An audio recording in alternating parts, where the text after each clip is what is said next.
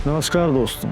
क्या आपने कभी रात में आसमान को देखकर सोचा है कि ये तारे, ये ग्रह, ये आकाशगंगाएं, क्या ये हमेशा से ऐसे ही थे, क्या रहेंगी, या फिर एक दिन ऐसा आएगा जब सब कुछ खत्म हो जाएगा?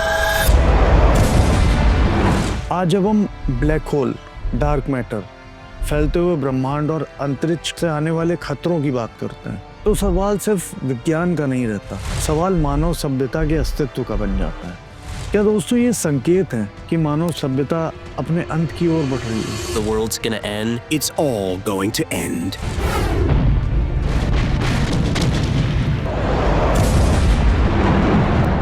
भाई 26 में तो दुनिया खत्म है।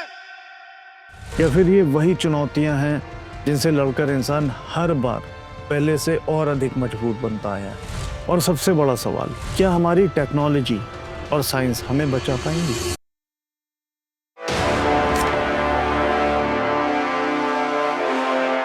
नमस्कार दोस्तों, मैं हूं पांचू और आप देख रहे हैं द रिफॉर्म।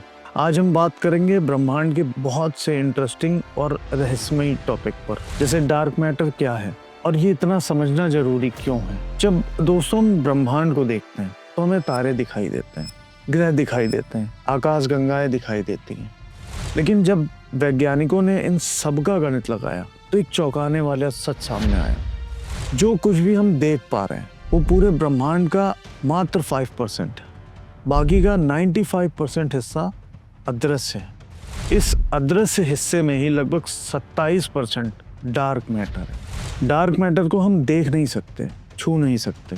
ये रोशनी को भी न तो रोकता है और न ही उसे उत्सर्जित करता है, लेकिन इसके बावजूद डार्क मैटर का गुरुत्वाकर्षण इतना शक्तिशाली होता है कि वही आकाशगंगाओं को एक साथ बांधे रखता है। दोस्तों, अगर डार्क मैटर ना होता तो तारे इतनी तेजी से घूमते कि पूरी आकाशगंगाएं टूटकर बिखर जाती। सीधे शब्दों में कहें तो डार्क मैटर ब्रह्मांड को जोड़कर रखने वाला अदृश्य गोंद है। दोस्तों, सभी के जहन में एक डरावनी बात आती है, क्या ब्रह्मांड का अंत तय है? Fate of the universe. वैज्ञानिक मानते हैं कि ब्रह्मांड का अंत जरूर होगा, लेकिन ये अंत कैसे होगा, इस पर आज भी गहन रिसर्च जारी है। फिलहाल दोस्तों, वैज्ञानिकों के सामने 3 प्रमुख थ्योरीज हैं। पहली, big freeze, second, big crunch, and third, most important, big rip. Big freeze क्या है दोस्तों? जिसको आज सबसे ज़्यादा स्वीकार किया जाता है वो थ्योरी है बिग फ्रीज। हम जानते हैं कि ब्रह्मांड लगातार फैल रहा है और ये फैलाव धीमा नहीं बल्कि तेज होता जा रहा है। इस तेजी की वजह है डार्क एनर्जी, जो ब्रह्मांड को अंदर से बाहर की ओर ढकेल रही है। अगर यही प्रक्रिया चलती रही तो समय के साथ आकाशगंगाएं एक दूसरे से दूर होती जाएंगी, तारे धीरे धीरे बुझते जाएंगे, नई ऊर्जा बननी बंद हो जाएगी। अंत में ब्रह्मांड एक ठंडा, अंधेरा और लगभग मृत स्थान बन जाएगा। हालांकि यह अंत अरबों खरबों साल बाद होगा, यानी ये कोई अचानक से आने वाली तबाही नहीं है, बल्कि धीमी और शांत मृत्यु होगी। लेकिन तब तक हम जाने कहाँ होंगे, शायद किसी और जन्म में, शायद किसी और योनि में, पर इंसान तो नहीं होंगे। हमारे कर्म ऐसे नहीं है दोस्तों। दूसरी थ्योरी है बिग क्रंच, ब्रह्मांड का खुद में सिमटना। ये क्या होता है, इसे समझिए। इसके अनुसार एक समय ऐसा आ सकता है जब ब्रह्मांड का फैलाव पूरी तरह से रुक जाए और फिर गुरुत्वाकर्षण सब कुछ अपनी ओर खींचने लगे, आकाशगंगाएं पास आने लगे और तापमान बढ़ने लगे और पूरा ब्रह्मांड खुद में सिमटकर एक ही बिंदु में बदल जाए। दोस्तों, कुछ वैज्ञानिकों का मानना है कि इसके बाद एक नया ब्रह्मांड भी जन्म ले सकता है, यानी अंत ही एक शुरुआत बन सकता है। तीसरी और सबसे डरावनी थ्योरी है दोस्तों बिग रिप।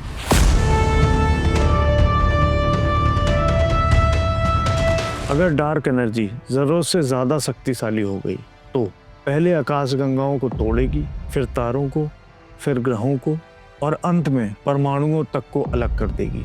इस स्थिति में समय और स्थान दोनों टूट जाएंगे। हालांकि दोस्तों, अभी इस थ्योरी के पक्ष में ठोस सबूत कम है, लेकिन इसे पूरी तरह नकारा भी नहीं जा सकता। हर किसी के मन में एक बड़ा सवाल रहता है, आखिर ये ब्लैक होल कैसे बनते हैं? क्या ये सब कुछ निगल लेते हैं? ब्लैक होल नाम सुनते ही अक्सर लोगों के मन में डर पैदा हो जाता है। फिल्मों में दिखाया जाता है कि ब्लैक होल सब कुछ खींच लेता है, सब निगल जाता है।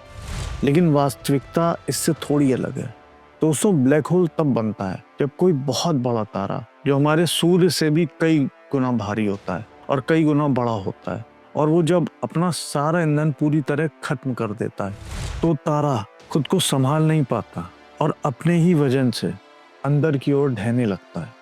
इस प्रक्रिया में गुरुत्वाकर्षण इतना अधिक हो जाता है कि एक ऐसा क्षेत्र बनता है जहां से रोशनी तक बाहर नहीं जा पाती। यही होता है ब्लैक होल। आज वैज्ञानिक मानते हैं कि लगभग हर बड़ी आकाशगंगा के केंद्र में एक विशाल ब्लैक होल मौजूद है। यानी ब्लैक होल सिर्फ विनाश का प्रतीक नहीं, बल्कि आकाशगंगाओं के संतुलन का केंद्र भी है। जब हम ब्रह्मांड के इतने रहस्यों पर बात कर रहे होते हैं तो सदैव चलायमान है जो समय, उसके बारे में भी समझना जरूरी है।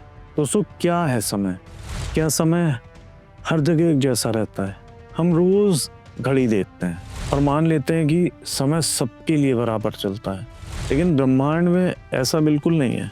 दोस्तों, महान वैज्ञानिक एल्बर्ट आइंस्टीन ने अपनी थ्योरी ऑफ रिलेटिविटी में बताया कि समय और स्थान स्थिर नहीं है, ये गति और गुरुत्वाकर्षण से बदलते हैं। इसको यूं समझिए कि अगर कोई वस्तु बहुत तेज गति से चल रही हो या बहुत भारी गुरुत्वाकर्षण के पास हो तो इसके लिए समय धीमा हो जाता है। इसे कहते हैं टाइम डायलेशन। इसका सबसे व्यवहारिक उदाहरण है जीपीएस सैटेलाइट सिस्टम। दोस्तों, जीपीएस सैटेलाइट धरती से लगभग 20,000 किलोमीटर ऊपर बहुत तेज गति से घूमते हैं। वहाँ गुरुत्वाकर्षण कम होता है, इसलिए उसकी घड़ियाँ धरती की घड़ियों से हर दिन लगभग 38 नैनो सेकेंड तेज चलती हैं। अगर इस फर्क को ठीक ना किया जाए तो हर दिन लोकेशन में करीब 10 किलोमीटर की गलती हो जाएगी। यानी हमारा मोबाइल, गूगल मैप्स, ओला, उबर जिससे आप रोज आवागमन करते हैं, सब फेल हो जाएगा। इसका मतलब साफ है, समय ही ब्रह्मांड का एक सापेक्ष रहस्य है। दोस्तों, एक सवाल तो मेरे मन में भी हमेशा आता है, क्या हम ब्रह्मांड में अकेले हैं? अब आते हैं सबसे रोचक और रहस्यमयी सवाल पर। क्या इस विशाल ब्रह्मांड में सिर्फ इंसान ही एकमात्र बुद्धिमान जीवन है? अब तक दोस्तों, वैज्ञानिक 5500 से ज्यादा एक्सोप्लैनेट्स खोज चुके हैं। एक्सोप्लैनेट्स यानी ऐसे ग्रह जो हमारे सौर मंडल से बाहर दूसरे तारों के चारों ओर घूमते हैं। इनमें से कई ग्रह हैबिटेबल जोन में आते हैं। हैबिटेबल जोन वो क्षेत्र होता है जहां तापमान इतना अनुकूल हो कि वहां तरल पानी मौजूद रह सके, और जहां पानी है वहां जीवन की संभावना काफी बढ़ जाती है। दोस्तों, साइंटिस्ट के मुताबिक पूरे 10 ब्रह्मांड में करीब 2 ट्रिलियन आकाशगंगाएं मानी जाती हैं। इतने बड़े आंकड़ों के सामने ये मान लेना कि सिर्फ पृथ्वी पर ही जीवन है काफी असंभव लगता है। हालांकि दोस्तों, अभी तक कोई पक्का सबूत नहीं मिला, लेकिन वैज्ञानिक कहते हैं या तो हम पृथ्वी में पूरी तरह अकेले हैं या फिर ब्रह्मांड जीवन से भरा हुआ है, और दोनों ही स्थितियां बराबर डरावनी हैं। तो दोस्तों, क्या ये मानव सभ्यता का अंत है? ये वो दौर है जहां इंसान पहली बार ब्रह्मांड को गहराई से समझने की कोशिश कर रहा है। हम एस्ट्रॉइड्स ट्रैक कर रहे हैं, ब्लैक होल की तस्वीर ले रहे हैं, समय की गति माप रहे हैं और दूसरे ग्रहों पे जीवन खोज रहे हैं। शायद ब्रह्मांड हमसे कहीं अधिक शक्तिशाली है, लेकिन मानव जिज्ञासा किसी भी शक्ति से कम नहीं।